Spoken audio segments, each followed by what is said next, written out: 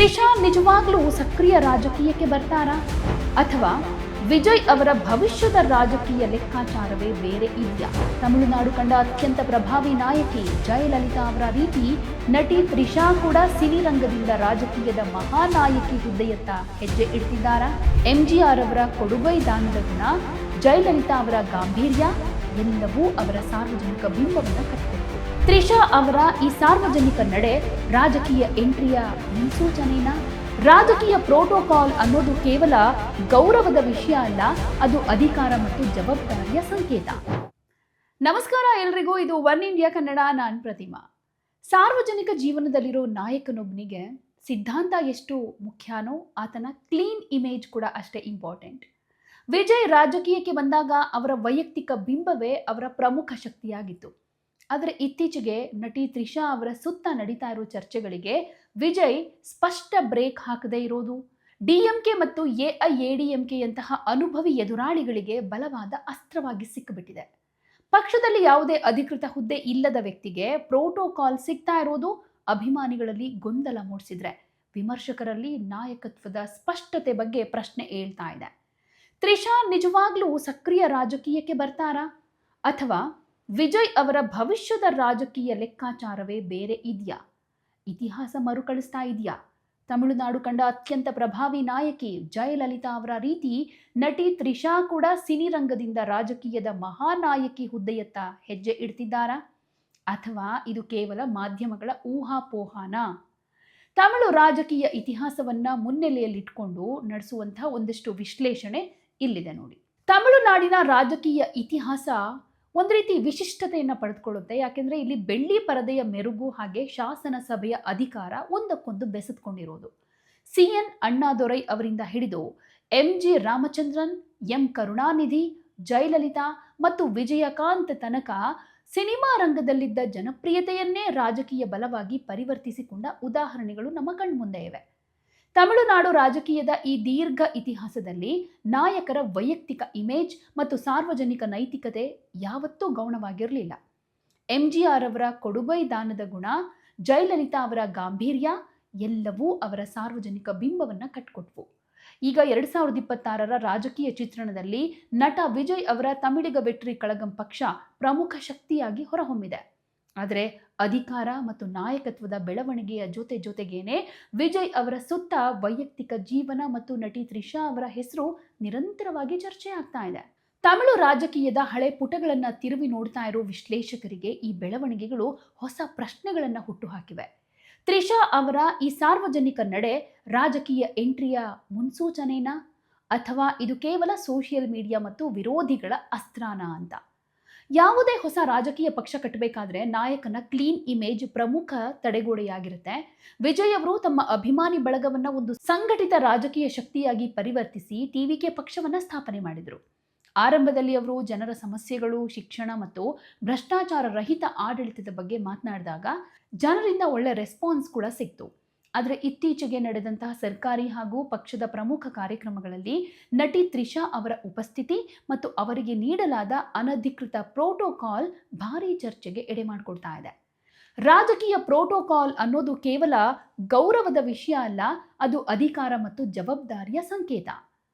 ಸಾರ್ವಜನಿಕರ ಪ್ರಶ್ನೆ ಏನಂದ್ರೆ, ಇಲ್ಲಿ ಪಕ್ಷದಲ್ಲಿ ಅಥವಾ ಸರ್ಕಾರದಲ್ಲಿ ಯಾವುದೇ ಅಧಿಕೃತ ಹುದ್ದೆ ಹೊಂದಿರದ ವ್ಯಕ್ತಿಗೆ ಮುಂಚೂಣಿಯ ಆಸನ ಮತ್ತು ವಿಶೇಷ ಭದ್ರತೆ ಕೊಡೋದು ಎಷ್ಟು ಸಮಂಜಸ ಅಂತ.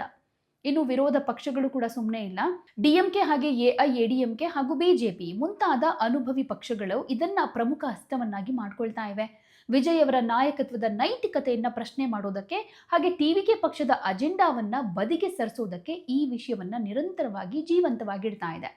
ವಿಜಯ್ ಅವರು ಈ ವಿಚಾರದಲ್ಲಿ ಒಂದು ಸ್ಪಷ್ಟವಾದ ಹೇಳಿಕೆ ಕೊಡದೇ ಇರೋದು ಅಥವಾ ಗೆರೆ ಎಳೆಯದೇ ಇರೋದು ಅವರ ಪ್ರಮುಖ ರಾಜಕೀಯ ಹಿನ್ನಡೆಯಾಗಿ ಕೂಡ ಬದಲಾಗ್ತಾ ಇದೆ. ಈ ಅಸ್ಪಷ್ಟತೆಯೇ ಮಾಧ್ಯಮಗಳಿಗೆ ಮತ್ತು ಯೂಟ್ಯೂಬ್ ಚಾನೆಲ್ಗಳಿಗೆ ಪ್ರತಿದಿನದ ಚರ್ಚೆಯ ವಿಷಯ ಆಗ್ಬಿಟ್ಟಿದೆ. ತ್ರಿಷಾ ಅವರ ಮುಂದಿನ ಭವಿಷ್ಯ ನಿಜವಾಗ್ಲೂ ರಾಜಕೀಯದಲ್ಲಿ ಇದೆಯಾ? ಒಬ್ಬ ನಟಿ ಸಕ್ರಿಯ ರಾಜಕೀಯಕ್ಕೆ ಬರಬೇಕು ಅಂತಂದ್ರೆ ರಾಜಕೀಯ ವಿಶ್ಲೇಷಕರ ಪ್ರಕಾರ 3 ಹಂತಗಳು ಅಥವಾ 3 ಮಾರ್ಗಗಳಿರುತ್ತೆ. ಅಧಿಕೃತ ಸದಸ್ಯತ್ವ ಹಾಗೆ ಹುದ್ದೆ. ತ್ರಿಷಾ ಅವರು TVK ಪಕ್ಷದ ಪ್ರಾಥಮಿಕ ಸದಸ್ಯತ್ವವನ್ನ ಪಡೆದುಕೊಂಡು ಮಹಿಳಾ ಘಟಕದಲ್ಲೋ ಅಥವಾ ಪಕ್ಷದ ವಕ್ತಾರರಾಗಿ ಅಧಿಕೃತವಾಗಿ ಹೊರಹೊಮ್ಮಬೇಕಾಗತ್ತೆ. ಇನ್ನು ಚುನಾವಣಾ ಪ್ರಚಾರದ ಜವಾಬ್ದಾರಿ ಅಂತ ಬಂದಾಗ ಪಕ್ಷದ ತತ್ವಗಳನ್ನು ಸಾರೋದಕ್ಕೆ ಸ್ಟಾರ್ ಪ್ರಚಾರಕಿಯಾಗಿ ರಾಜ್ಯಾದ್ಯಂತ ಪ್ರವಾಸ ಮಾಡಬೇಕಾಗುತ್ತೆ. ಜೊತೆಗೆ ಸಿನಿಮಾ ಹಾಗೂ ವೈಯಕ್ತಿಕ ಗಡಿ ನಿರ್ಧಾರ ಅಥವಾ ತಮ್ಮನ್ನ ಕೇವಲ ಒಬ್ಬ ನಟಿಯಾಗಿ ಮತ್ತು ವಿಜಯ್ ಅವರ ಆಪ್ತ ಗೆಳತಿಯಾಗಿ ಸೀಮಿತಗೊಳಿಸಿ ರಾಜಕೀಯ ವೇದಿಕೆಗಳಿಂದ ಸಂಪೂರ್ಣವಾಗಿ ದೂರ ಇರಬೇಕಾಗುತ್ತೆ. ಆದರೆ ಪ್ರಸ್ತುತ ಸನ್ನಿವೇಶದಲ್ಲಿ ತ್ರಿಷಾ ಅವರು ಈ ಯಾವುದೇ ಹಂತದಲ್ಲೂ ಸ್ಪಷ್ಟವಾಗಿ ಕಾಣಿಸ್ತಾ ಇಲ್ಲ. ಅವರು ಯಾವುದೇ ರಾಜಕೀಯ ಭಾಷಣಗಳನ್ನ ಮಾಡ್ತಾ ಇಲ್ಲ, ಪಕ್ಷದ ಮ್ಯಾನಿಫೆಸ್ಟೋಗಳನ್ನ ಬೆಂಬಲಿಸಿ ಅಧಿಕೃತ ಹೇಳಿಕೆಗಳನ್ನು ಕೊಡ್ತಾ ಇಲ್ಲ. ಹೀಗಿದ್ರೂ ಅವರಿಗೆ ಸಾರ್ವಜನಿಕ ಕಾರ್ಯಕ್ರಮಗಳಲ್ಲಿ ಸಿಗ್ತಾ ಇರೋ ಪ್ರಾಮುಖ್ಯತೆ ಗೊಂದಲವನ್ನ ಜಾಸ್ತಿ ಮಾಡಿದೆ. ವಿಜಯ್ ಅವರು ಈ ಅಸ್ಪಷ್ಟತೆಯನ್ನ ನಿವಾರಿಸದೇ ಇದ್ರೆ ಅವರ ಪ್ರತಿಯೊಂದು ನಿಸ್ವಾರ್ಥ ನಿರ್ಧಾರವೂ ಅನುಮಾನದ ಕಣ್ಣುಗಳಿಂದ ನೋಡೋ ಹಾಗಾಗುತ್ತೆ. ರಾಜಕೀಯ ವಲಯದಲ್ಲಿ ಆಗಾಗ ಕೇಳಿಬರೋ ದೊಡ್ಡ ಹೋಲಿಕೆ ಅಂತಂದ್ರೆ ತ್ರಿಷಾ ಕೂಡ ಜಯಲಲಿತಾ ಅವರಂತೆ ತಮಿಳುನಾಡು ರಾಜಕೀಯದಲ್ಲಿ ಬೆಳೀತಾರಾ ಅಂತ. ಈ ಪ್ರಶ್ನೆಗೆ ಉತ್ತರ ಕೊಡೋದಕ್ಕೆ ನಾವು ಜಯಲಲಿತಾ ಅವರ ರಾಜಕೀಯ ಪ್ರವೇಶದ ಇತಿಹಾಸವನ್ನ ಹಾಗೆ ಇಂದಿನ ಸನ್ನಿವೇಶವನ್ನ ತಕ್ಕಡಿಯಲ್ಲಿಟ್ಟು ನೋಡಬೇಕಾಗತ್ತೆ. ಜಯಲಲಿತಾ ಅವರ ರಾಜಕೀಯ ಹಾದಿ ಹೇಗಿತ್ತು? MGR ಅವರ ಮಾರ್ಗದರ್ಶನ ಇತ್ತು. MGR ಅವರು ಜಯಲಲಿತಾ ಅವರನ್ನ ಕೇವಲ ಸಿನಿಮಾದ ನಾಯಕಿಯಾಗಿ ನೋಡಲಿಲ್ಲ, ಅವರನ್ನ AIADMKಯ ಪ್ರಚಾರ ಕಾರ್ಯದರ್ಶಿಯಾಗಿ ನೇಮಕ ಮಾಡ್ತಾರೆ. ರಾಜ್ಯಸಭೆಗೆ ಕಳಿಸಿ ದೆಹಲಿ ರಾಜಕೀಯದ ಪಟ್ಟುಗಳನ್ನ ಕಲಿಸ್ಕೊಡ್ತಾರೆ. ಸಂಘಟನಾತ್ಮಕ ಶಕ್ತಿ ಕೂಡ ಬೆಳೆಯುತ್ತೆ. ಜಯಲಲಿತಾ ಅವರು ತಮಿಳುನಾಡಿನ ಮೂಲೆ ಮೂಲೆಗೂ ತೆರಳಿ ಭಾಷಣ ಮಾಡೋದಕ್ಕೆ ಶುರು ಮಾಡಿದ್ರು. ಅವರ ತಮಿಳು ಉಚ್ಚಾರಣೆ, ಇಂಗ್ಲಿಷ್ ಮೇಲಿನ ಪ್ರಭುತ್ವ ಹಾಗೆ ರಾಜಕೀಯ ತಂತ್ರಗಾರಿಕೆ ಜನರನ್ನ ಅಟ್ರಾಕ್ಟ್ ಮಾಡಿತು. ಹಾಗೆಯೇ MGR ನಿಧನದ ನಂತರ ಪಕ್ಷವನ್ನ ತಮ್ಮ ಸುಪರ್ದಿಗೆ ತೆಗೆದುಕೊಳ್ಳೋದಕ್ಕೆ ಅವರು ಎದುರಿಸಿದಂತಹ ಅಪಮಾನಗಳು ಹಾಗೆ ಸವಾಲುಗಳು ತುಂಬಾನೇ ಇದ್ವು. ಹಾಗೆ ತ್ರಿಷಾ ಅವರ ಇಂದಿನ ಪರಿಸ್ಥಿತಿ ಏನು ಅಂತ ಹೇಳೋದಾದ್ರೆ, ತ್ರಿಷಾ ಅವರು ಕೇವಲ ವಿಜಯ್ ಅವರ ಆಪ್ತ ವಲಯದಲ್ಲಿ ಕಾಣಿಸ್ಕೊಳ್ತಿದ್ದಾರೆ ಹೊರತು ಪಕ್ಷದ ಕಟ್ಟಡದಲ್ಲಾಗ್ಲಿ ಅಥವಾ ರಾಜಕೀಯ ಸಿದ್ಧಾಂತ ರಚನೆಯಲ್ಲಾಗ್ಲಿ ಅವರ ಪಾತ್ರ 0. ಜಯಲಲಿತಾ ಅವರಿಗಿದ್ದ ರಾಜಕೀಯ ಆಕಾಂಕ್ಷೆ ಅಥವಾ ಸಾರ್ವಜನಿಕ ಭಾಷಣದ ಆಸಕ್ತಿ ತ್ರಿಷಾ ಅವರಲ್ಲಿ ಎಲ್ಲೂ ಕಾಣಿಸ್ತಾ ಇಲ್ಲ. ಇಂದಿನ ಡಿಜಿಟಲ್ ಯುಗದಲ್ಲಿ ವೈಯಕ್ತಿಕ ವಿಚಾರಗಳನ್ನ ಸಾರ್ವಜನಿಕವಾಗಿ ಬಳಸಿಕೊಂಡು ರಾಜಕೀಯ ಇಮೇಜ್ ಹಾಳು ಮಾಡುವುದು ವಿರೋಧಿಗಳಿಗೆ ಅತ್ಯಂತ ಸುಲಭ. ಹೀಗಾಗಿ ಕೇವಲ ಒಬ್ಬ ನಟಿಯ ಜೊತೆಗಿನ ನಂಟನ್ನ ಇಟ್ಕೊಂಡು ಜಯಲಲಿತಾ ಅವರ ಹಂತಕ್ಕೆ ಹೋಲಿಸೋದು ಐತಿಹಾಸಿಕವಾಗಿ ಮತ್ತು ರಾಜಕೀಯವಾಗಿ ಸೂಕ್ತ ಅಲ್ಲ. ಇನ್ನೊಂದು ಪ್ರಮುಖ ಚರ್ಚೆ ಏನಂತಂದ್ರೆ, ವಿಜಯ್ ತಮ್ಮದೇ ಪಕ್ಷದಲ್ಲಿ ತ್ರಿಷಾ ಅವರನ್ನ ಬೆಳೆಸಿ ತಮಿಳುನಾಡಿನ ಮುಖ್ಯಮಂತ್ರಿ ಮಾಡೋ ಆಲೋಚನೆಯಲ್ಲಿದ್ದಾರಾ ಅಂತ. ಈ ಪ್ರಶ್ನೆಗೆ ವಾಸ್ತವಿಕ ರಾಜಕೀಯ ಕೊಡೋ ಉತ್ತರ ಖಂಡಿತ ಇಲ್ಲ ಅಂತ. ವಿಜಯ್ ಅವರು ರಾಜಕೀಯಕ್ಕೆ ಬಂದಿರೋದೇ ತಮ್ಮದೇ ಆದ ಇಮೇಜ್ ಮೇಲೆ, ಒಂದಷ್ಟು ಉದ್ದೇಶಗಳ ಮೇಲೆ, ಒಂದಷ್ಟು ಸಿದ್ಧಾಂತಗಳ ಮೇಲೆ.